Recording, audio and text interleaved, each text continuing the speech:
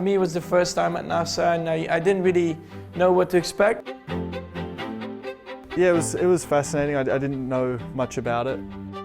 You know, once we got inside to see what was going on, and also the history about it, you know, how far back already they had such technologies.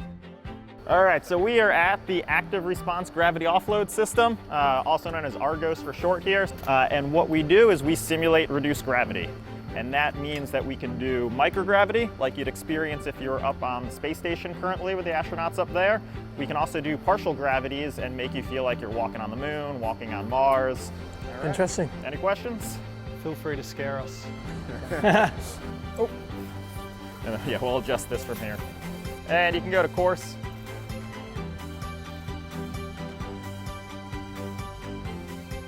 So I'm going to give you a safety tether, a retractable safety tether, also known as a dog leash. You're good to move around now. You are in microgravity.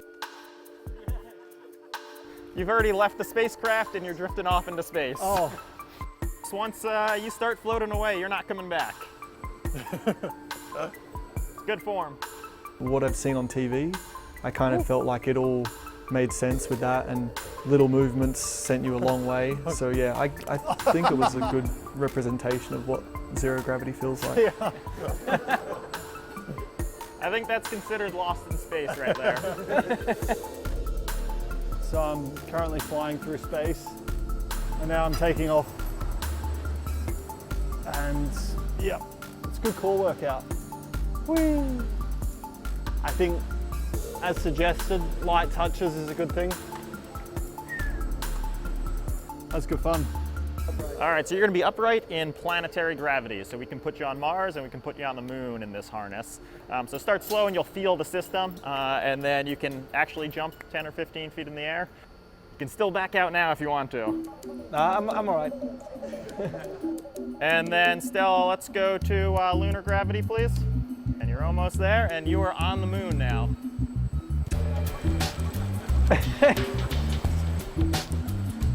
How are we doing, Daniel? How are you doing? Your voice is still... I'm great. Now's a good time to also do some push-ups if you want. This is... Yeah, it was very cool to do. I mean, to just jump around that easy and basically fly around a bit.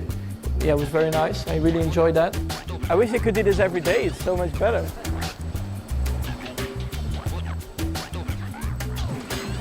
I'm coming for you, Daniel.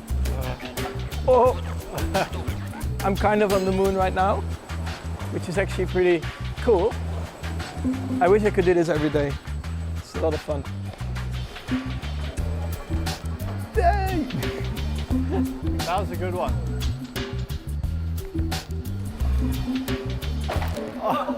I'm stuck. Yeah, I basically jumped too high, so I hit the safety stop. Which, yeah, I mean, as a driver, you always explore the limits, I guess. That was good fun. That was very nice. I really enjoyed it. I think it's better than just walking on the Earth. When you came out again, and then you just were on the normal gravity, you felt like you were really heavy, you know? It's horrible. Luca was really good at showing us around and explaining everything. I mean, of course, you know, he had experience himself in space, so it's always very exciting to hear those stories.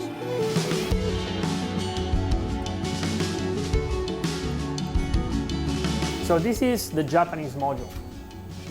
It's kind of cool because it's really big. It's the biggest module on the space station. There's no level, like everything. There's stuff on the roof, stuff on the floor. So because when you're floating, I guess, so every wall was covered with functions. In the space station itself, were very interesting to hear, and the way they were sleeping. For me personally, it looked very uncomfortable, but they were actually all right with it. How long were you spending here? On the space station, 6 months. Wow. I could definitely not spend 6 months up there. It's a lot of hard work. So you have to be in good shape. You have to be like you guys. But to be an astronaut and to do an EVA, you have to take it into consideration too. Do you guys think that your cockpit is small? And I don't know how comfortable it is. Is it pretty comfortable? You're strapped in and you have a big helmet, you get hot, and same thing. This is much worse. Much much worse.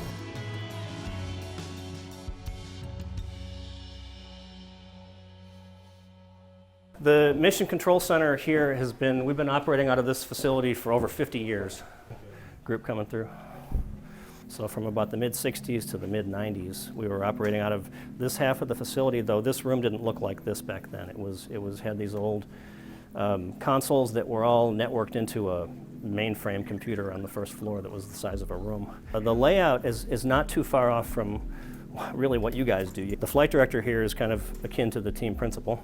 They're the ones calling the shots, responsible for the safety of the crew and the vehicle and getting the mission accomplished. And then each of the positions around the room are responsible for either a spacecraft system or some sort of function like planning. Being there was very impressive, you know, it feels a bit like our operations room at the factory, so that's actually quite similar. It was a kind of more film set version of that, which was kind of cool. It was more when I walked in then saw the live feed of the dudes that were currently in space, that caught my eye.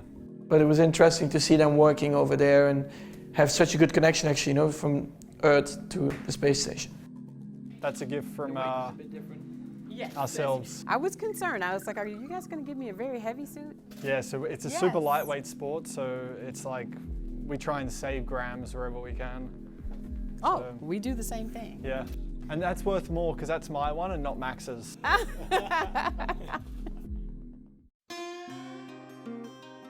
The Rover was certainly not the fastest vehicle I've ever driven,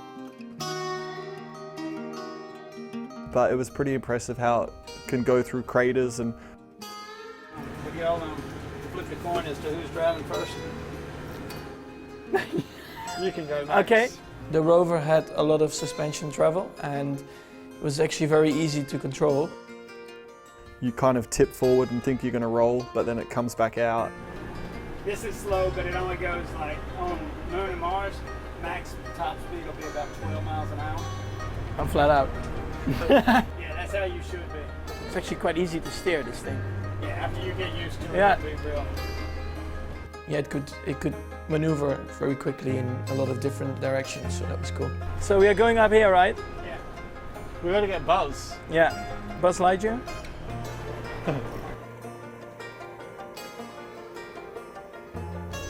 Trust me in this? Yeah. Woo. Yeah, that's right, yeah. But going downhill is where you probably flip it over. Can we drive sideways? Drive any way you like. If the way the wheels are yeah, now you can. Good little session here. Had Good fun. Yeah. We just went on Should we hit that one? Mars, went on the moon.